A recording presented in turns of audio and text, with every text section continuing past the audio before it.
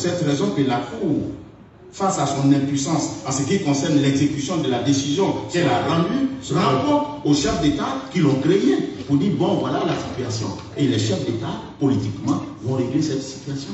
Mais il y a aussi là. Monsieur le PEX, Madame la Présidente des Messagères, Monsieur le Directeur de cabinet, Mesdames et Messieurs les vice-présidents du Parti des peuples africains, honorables invités, Mesdames les Messagères, nous venons d'entendre le message du président de la CEI. Le problème du président Laurent Gbagbo n'est donc pas juridique. C'est un problème politique et qui va se résoudre politiquement si et seulement si nous nous montrons déterminés. Nous ne devons rien attendre de nos adversaires et nous ne devons rien céder à l'adversaire. L'adversaire élabore des stratégies. Une de leurs stratégies est de nous pousser à nous focaliser sur la présence ou non du nom du président Laurent Gbagbo sur la liste électorale.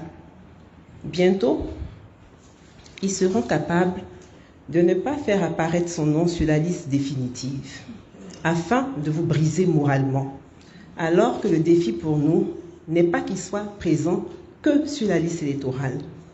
Le président Laurent Gbagbo a été de tout temps sur la liste électorale. Son nom est déjà dans les fichiers de la CEI. Le défi pour nous est qu'il soit candidat et qu'il gagne.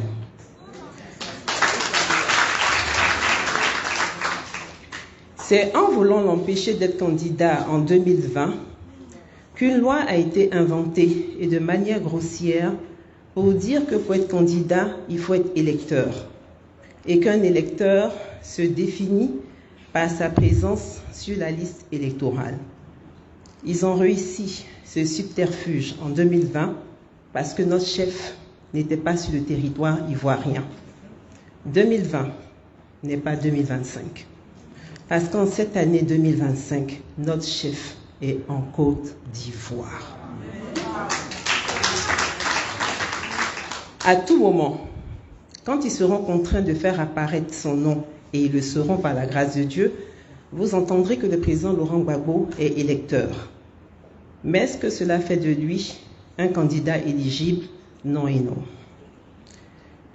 La présence du nom d'un individu sur la liste électorale est une des conditions d'éligibilité. Pour être candidat à l'élection présidentielle, il faut remplir un certain nombre de conditions que je ne citerai pas toutes. Celle qui nous réunit aujourd'hui est la condition concernant les parrainages. Le président Laurent Gbagbo sait que sa présence sur la liste électorale sera résolue. Mais si nous ne travaillons pas sur les autres conditions d'éligibilité, sa candidature pourrait être rejetée et cette fois-ci avec une raison valable. Ne vous laissez pas abuser ou décourager par les ruses de nos adversaires si le nom du président Laurent Gbagbo n'apparaît pas sur la liste définitive de ce mois de juin. Continuez à croire en notre victoire certaine et battez-vous pour réussir le parrainage.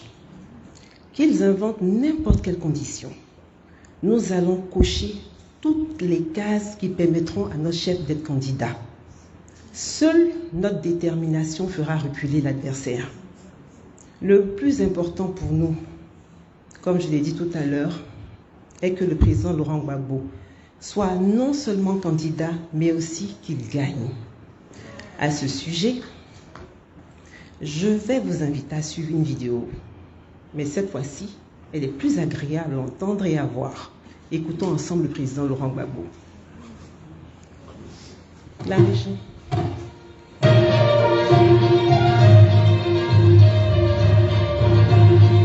La lutte que nous allons mener maintenant, après la convention,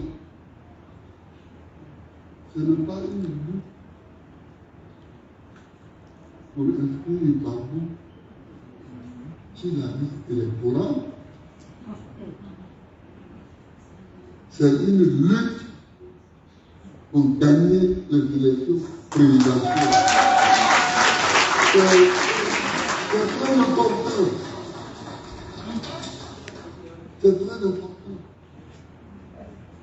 Et je vais vous expliquer pourquoi c'est très important.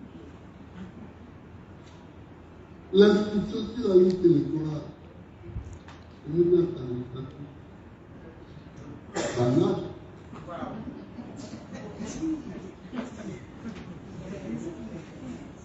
Le président de la République peut combiner avec les jeunes, avec le monsieur de la CI, vous dites bon, le CI,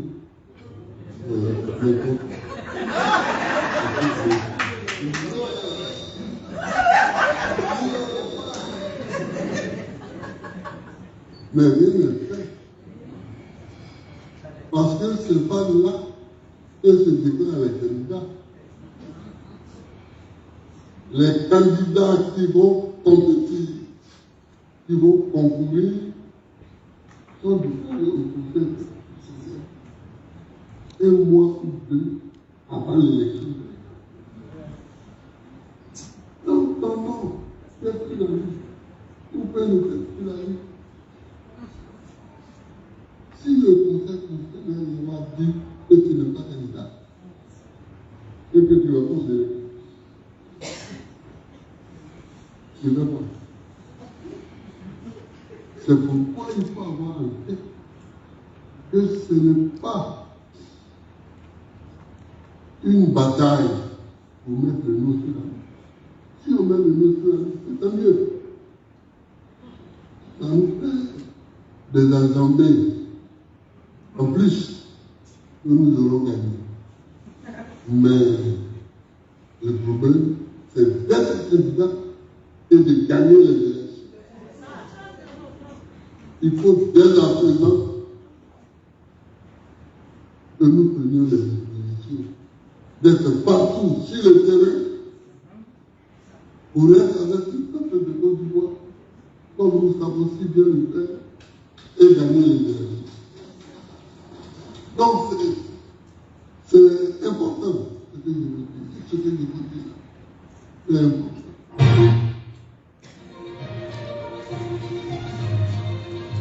Merci. Mesdames et messieurs, est-ce qu'on peut être plus clair que ce que le président Laurent Gbagbo vient de dire? Non. C'est un message clair et très très clair. Nous n'avons pas affaire au président de la CEI. Nous aurons affaire à Madame Chantal Camara, présidente du Conseil constitutionnel. C'est le Conseil constitutionnel qui déclare qui est éligible et qui ne l'est pas. Nous verrons comment elle va déclarer candidate une personne qui peut-être ne respectera pas la Constitution et non candidat, un monsieur dont le nom n'apparaît juste pas sur la liste électorale, alors que ce dernier bénéficie déjà d'une décision favorable de la Cour africaine de justice et des droits de l'homme. Que Dieu nous épargne des Ponce Pilate. Chers amis, chers camarades, chères sœurs, restons sereins. Nous vous avons invité, chères messagères, à travailler sur le parrainage de notre chef. Pour réussir le parrainage, vous devez être formés et bien formés, d'où le sens de cette rencontre. Merci, merci infiniment d'avoir répondu à notre appel et merci d'aider le président Laurent Gbagbo dans son combat pour la démocratie et la liberté. N'attendez pas que notre adversaire nous fasse la passe, même si la politique est un jeu. Parlant de jeu, est-ce que vous connaissez le jeu Monopoly? J'ai quand même envoyé le jeu et je vais vous dire, attendez, j'ai le jeu qui est là. Tout le monde connaît le jeu de Monopoly. Mon Piki, excuse-moi, tu vas ouvrir.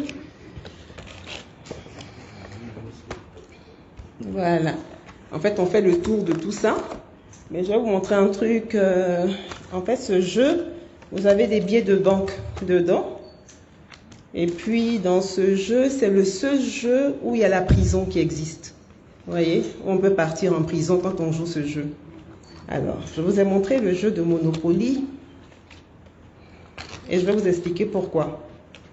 Si vous voulez comprendre le mode de gestion de nos adversaires, apprenez à jouer au Monopoly.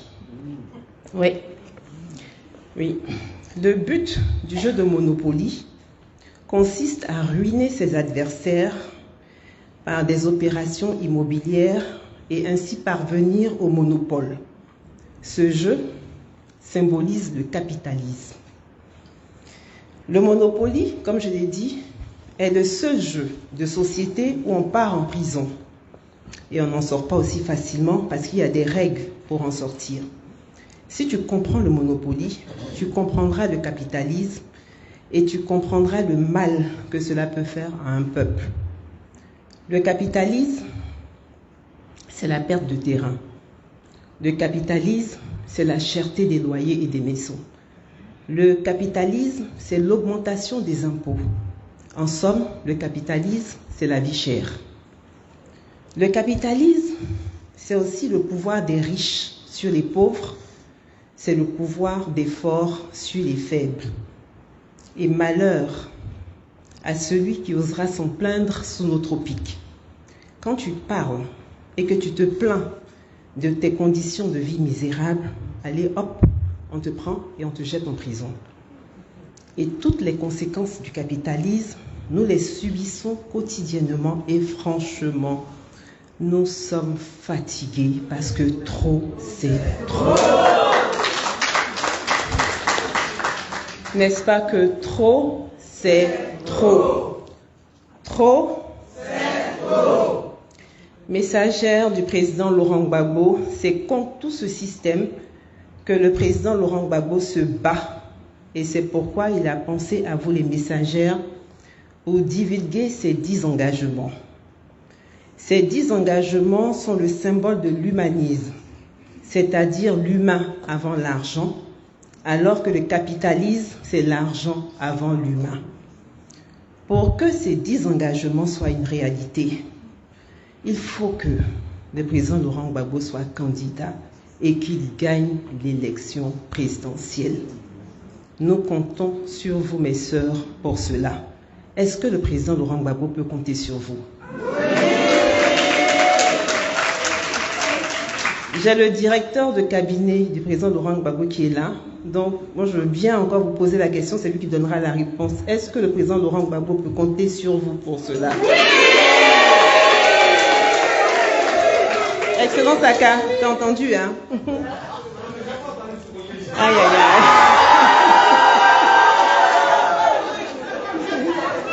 Là, c'est bon, maintenant, Excellence. Ok.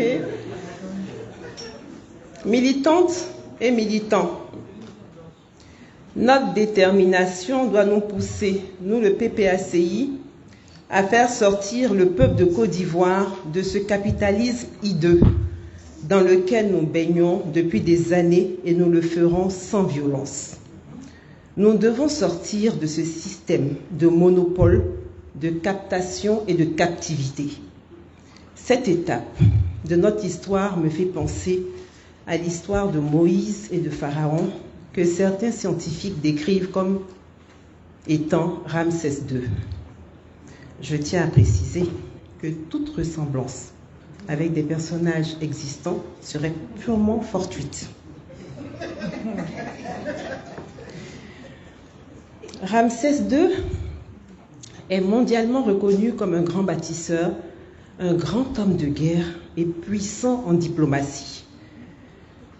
Il était le pharaon qui a construit le plus de monuments, de structures et de temples. Donc je disais qu'il était le pharaon qui a construit le plus de monuments, de temples et de structures. Il a fait bâtir les plus beaux et grands monuments parce qu'il savait qu'il ne laisserait aucune trace d'amour dans le cœur de ses concitoyens. Il avait donc besoin qu'on se souvienne de lui à travers ses œuvres titanesques. Il se rassurait que des bâtiments parleraient pour lui parce qu'aucun de ses semblables ne parlerait de lui en bien plus tard, tant sa cruauté était inégalable. La particularité de Ramsès II, c'était d'avoir fait le vide autour de lui en termes de succession pour que son règne perdure et que seul son nom reste. Quant à Moïse, il devait conduire le peuple de Dieu sur la terre promise. Mais Pharaon ne lui rendait pas la tâche facile. Et le peuple que Moïse conduisait était aussi souvent gagné par le découragement, par la peur. Le chemin que Moïse leur faisait suivre était tellement parsemé d'embûches qu'ils n'avaient plus la force de combattre Pharaon. Et certains, par lassitude, commençaient à dire que vivre sous Pharaon n'était pas si grave que cela. Mais Moïse, dans sa détermination, incitait son peuple à le suivre parce qu'il savait que la promesse d'une nouvelle terre était réelle et il savait que la terre promise était la meilleure. Mais est-ce qu'il fallait affronter un pharaon qui était plus fort qu'eux parce que mieux armé? Le faire, c'était conduire son peuple à l'abattoir. Mais pouvait-il échapper à l'affrontement avec Pharaon? Non. Ils ne pouvaient pas y échapper parce que leur survie dépendait de cet affrontement. C'était leur destin. Le face-à-face eut donc lieu. Moïse et son peuple contre Pharaon et sa puissante armée. Comme ils ont accepté d'affronter plus fort qu'eux, grâce à leur foi en Dieu, Dieu a agi à la dernière minute en ouvrant la mer Rouge pour permettre à Moïse et à son peuple de passer, et Dieu referma la mer sur Pharaon et son armée. Nous n'allons pas demander à Dieu de faire mourir nos adversaires qui sont avant tout nos frères, mais nous demandons à Dieu d'ouvrir la mer pour tous les enfants de Côte d'Ivoire afin qu'aucune goutte de sang ne coule en cette année électorale. C'est pour cela que je vous demande, mesdames, de faire monter à Dieu cette prière et nous demanderons ensemble à Dieu de faire fléchir les cœurs de nos dirigeants qui sont momentanément au pouvoir, car aucun pouvoir n'est éternel. Amen. Que Dieu inspire le président Ouattara afin de faire de l'élection présidentielle de cette année une élection inclusive et transparente, seul gage d'une élection apaisée. Que Dieu bénisse votre formation afin que vous en ressortiez mieux équipés pour affronter le parrainage et bien outillés pour les élections. Je vous souhaite une très belle fête des mères.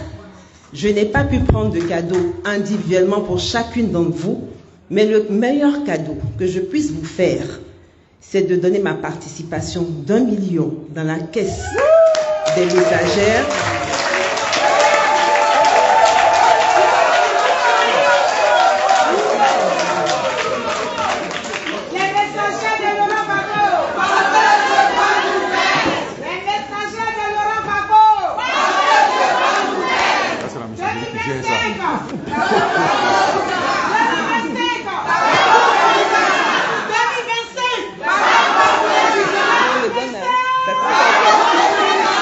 Bon, la messagerie dit que c'est lui qui gère ça, après vous le mettra.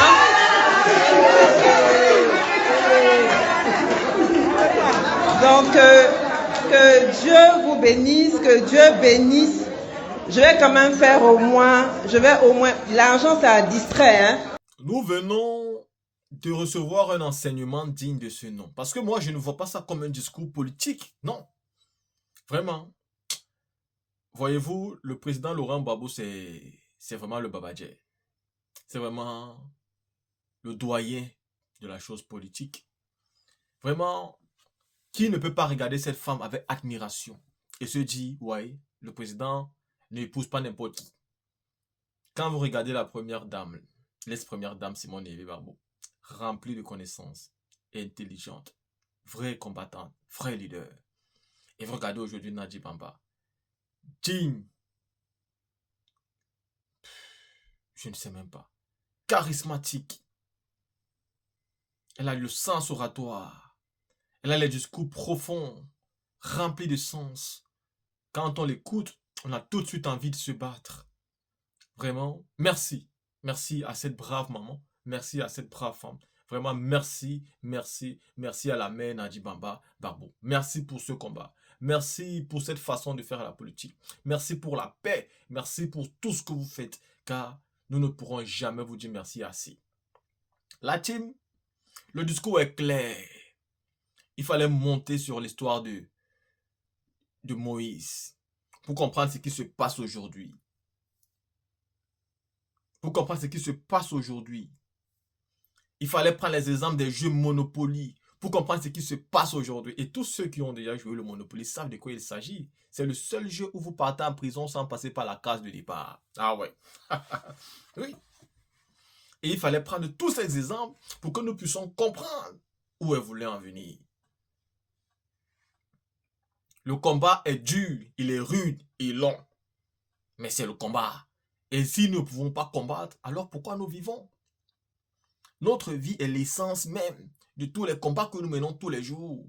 Mais quand nous sommes encore face à l'oppression et avec un oppresseur condescendant, méprisant, dangereux et qui n'a pas de limite, bah, nous aussi on doit se battre avec la force du désespoir, sans limite et jusqu'au bout, jusqu'à ce qu'on ait le résultat. Que dira le Conseil constitutionnel? Est-ce que ce Conseil constitutionnel va valider comme ça le nom de M. Alassane Ouattara comme candidat alors qu'il a violé la Constitution depuis fort longtemps? Est-ce que le Conseil constitutionnel de Mme Camara va rejeter la candidature du président Laurent Gbagbo alors que ce Conseil constitutionnel connaît la décision de justice de la Cour africaine des droits de l'homme et des peuples? Le Conseil constitutionnel est au sommet de toutes les lois. C'est la loi mère même de la République. Donc c'est à elle qu'on regarde. Parce qu'elle détient au bout de ses lèvres la paix ou la guerre. La paix ou la tranquillité. Elle détient la justice. Elle détient la... Parce qu'on ne va pas tout accepter. Donc, il s'en faut, il ne faut pas vous le dire. Hier, Ouattara n'a pas accepté la décision de la Cour constitutionnelle, du Conseil constitutionnel. Ne nous demandez pas d'accepter ça aujourd'hui. Non, non, non, non, non, on ne l'acceptera pas. Donc, c'est à elle de dire la vérité du droit. Et en cette vérité du droit, nous n'allons pas accepter tout et n'importe quoi. Non, on va se battre. On va se battre du début à la fin. Parce qu'ici, il ne s'agit même pas simplement d'être candidat. Il s'agit que M. Ouattara ne peut pas être candidat. Il a fait ses 2 mandats. Et il a abusé d'un 3e qui a été appelé par le président Laurent Gbagbo un mandat d'erreur. Un mandat d'erreur. Un mandat de faute grave. Un 4e mandat, le président Laurent Gbagbo a appelé ça une horreur. On ne peut donc pas accepter une horreur et rester tranquille. La team, vous venez donc d'avoir ce service-là, que j'appelle des petits pains de Madame Nadi Bamba Barbo. Dites-moi en commentaire ce que vous pensez. Est-ce que ce message vous touche profondément? Et si c'est le cas, partagez-le massivement.